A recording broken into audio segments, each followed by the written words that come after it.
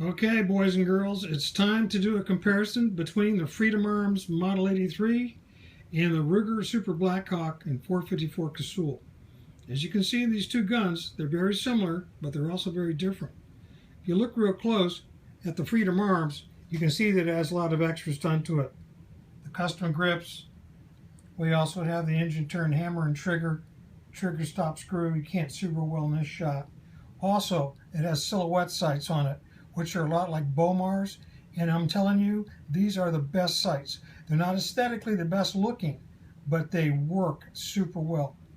And here, we look at the Ruger, you can see it has the standard Ruger sights, which is, things we always have in the Blackhawk line. And also, if you look at the front sight, you see the one on the Ruger is pinned on. The one on the Freedom Arms is actually, if I can get this shot here at this angle, it has a screw that holds in the blade. You can change these blades. They have all different heights available for these guns. You got to be careful with recoil with this front sight, as you can imagine why. You would not want to get poked in the forehead with it. Several things that are different. When you look at the Blackhawk, the Super Blackhawk, it has the lock pin, the lock button that holds on the axis pin, plus at the bottom it's screwed in, just like the Freedom. The Freedom only has the screw holding in the cylinder pin, but I've never had a problem with that coming loose. This is kind of a nice feature here with the Ruger because you have two things holding that pin in. You have the button plus the screw.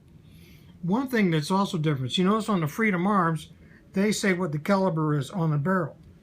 On the Ruger, they say what it is on the frame. So if you send this gun back to Bowen and you wanted to do things to it, it's going to say 454 unless they can take off that script on the side of the frame. Let's turn the guns over on their backs. If you look at these two guns, I love these homemade videos. It's hard to do with the phone. Anyway, you look here real close, you can see with a Ruger, you can see how much space you have from the front of the trigger guard to the front of the frame.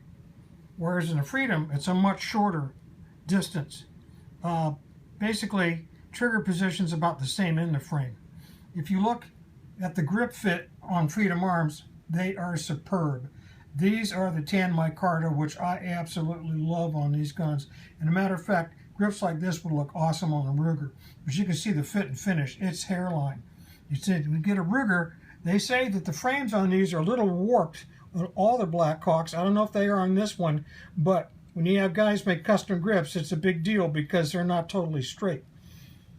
When you go down and look again, we can see here the feature of the locking pin that holds in the cylinder. Again, the same here with the Freedom Arms. When we go flip the gun over again, you can see the sight on the Freedom. It is a absolutely wonderful sight and has a great sight picture. The other thing, this gun with a trigger job, I guarantee you with this gun, I can shoot groups half the size than I can with this Ruger as it sits right now. But after we get a trigger job on it, maybe it will shoot a lot better. I'm not doing badly with it, it's just I can shoot my Freedom a lot better. But you can see the guns overall, they're massive, they're well built, way within the tolerance to be able to handle 65,000 PSI. One thing I do want to show in this little short clip, if I can get it right here in the light, if I hold the Freedom Arms up to the light, you cannot see light between the barrel and the cylinder. Look how tight the fit is on a Freedom Arm. That cylinder fits up the whole frame window. You go to this gun, look at the light between the cylinder and the barrel. You can see it. You see it? Okay. There's a lot more free play in these guns as there is compared to a Freedom Arms. But they shoot well, no doubt about it. Anyway, that's my first installment with this clip. What I want to do in my next little video I'll make is I will shoot them at the range. I'm a range safety officer here in Miami at Long Shot Range, and I will show you how these guns recoil. You notice the grip's a little different on the Freedom Arms, how it bows out a little at the base, whereas also on the Bisley, it's straight. It's a straight drop in that Bisley grip. So it's got a little different recoil too. So I'll try to get that for you guys, and you can see how they both shoot. And this is really fun. I am so glad that Ruger came out with this. It's going to change the whole market for us single action shooters. All right, we're signing off.